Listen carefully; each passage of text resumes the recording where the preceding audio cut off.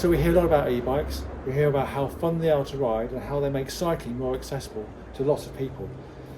We also hear about how they can replace motor vehicles for short journeys. But is this really true? My name is Peter Grogan and this is the Merida eBig Tour 600.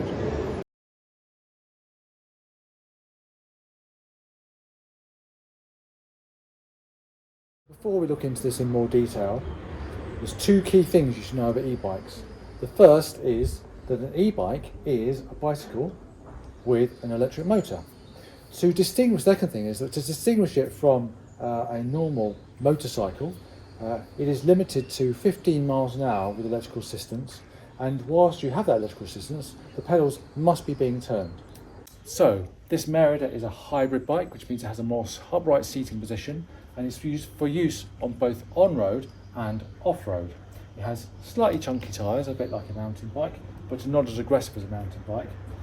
Carry on the back, 11-speed chain set here, electric motor here, and then there's the controller, which controls the electrical assistance. You can see your speed there and how far you've gone. This is a Shimano motor and controller and battery. The battery is a 650 watt battery, and it's good for 120 miles on the lowest assistance setting.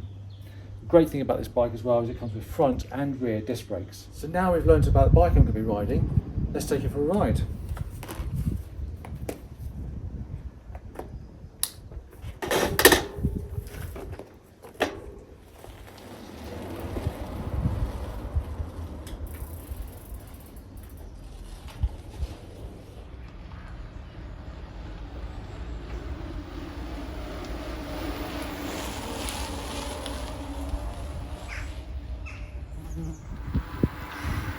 So I'm cycling up this hill.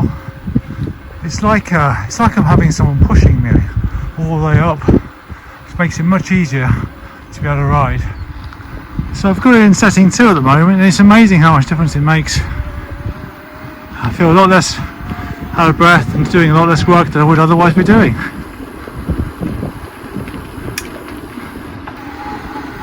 Now let's see how good it is off-road. But it certainly rides over the bumps very well, and those tyres are pretty good on this kind of surface. So far I've just tried it on setting 2, but it'll be really interesting to see how much difference it makes going up to setting 3 as we go up this hill. Oh yeah, I feel a real kick.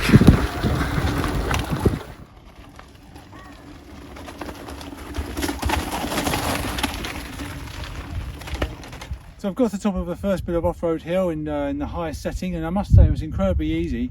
I could really see how this opens up the countryside for people. Lots of people are worried about how they're going to get up the next hill and stuff, and it definitely flies up. Now we're at the top of the hill, we get to enjoy going down again.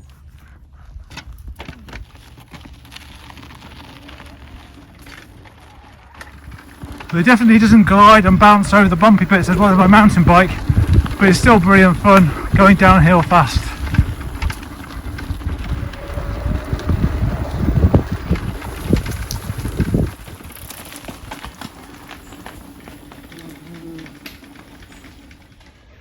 Well, that wasn't supposed to happen. Definitely make sure that when you ride your e-bike off-road over rocks fast, that you pump up the tyres properly before you leave. Now that's what I think the kids are calling an epic fail. Not only did I manage to put a snake bite like puncture in the back of my wife's e-bike, but I also couldn't get the wheel off. So even though I got a spare puncture, a spare inner tube with me, I didn't actually manage to replace it, and had to call my wife to come and get me. So we fixed our bike, and I need to go to the shops. It's a bit dark, but we're going to take the e-bike because it seems the best thing to take. We're going to put the lights on. Now can you see how bright they are? They're really good, and there's one on the rear on the pannier as well, and off we go. Wow, these lights really are great.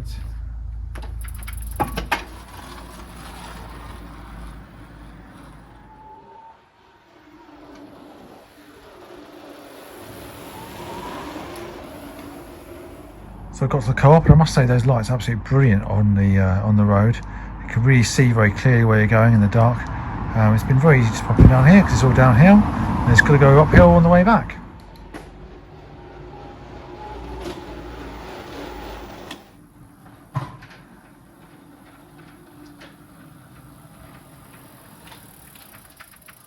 Wow, so I'm back already with my pack of Rolos.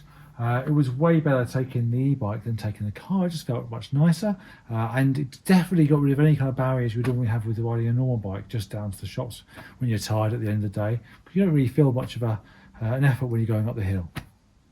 What have we learned from our day with the e-bike? Well, firstly, they're a great way to open up the countryside to lots of people who would otherwise not be able to go out on a bike. The hills are much easier, and I had tired legs when I was cycling down the ride. It made them much easier, and I can really see how people would carry on riding perhaps later on into life if they had an e-bike to use. The second thing is that an e-bike is a great way to get out and go into local shops or to a friend's house, whatever, and not take the car.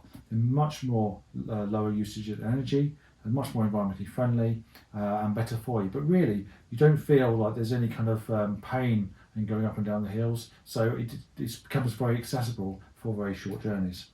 The third thing I learned was it was actually really good fun to ride. And I guess there is a fourth thing. Better make sure that if you're going to borrow your wife's £3,500 bike, you look after it. If you've enjoyed this episode, then please subscribe to my channel. And if you have any thoughts about the use of e-bikes or affordability of e-bikes, then please leave a comment below. Thank you.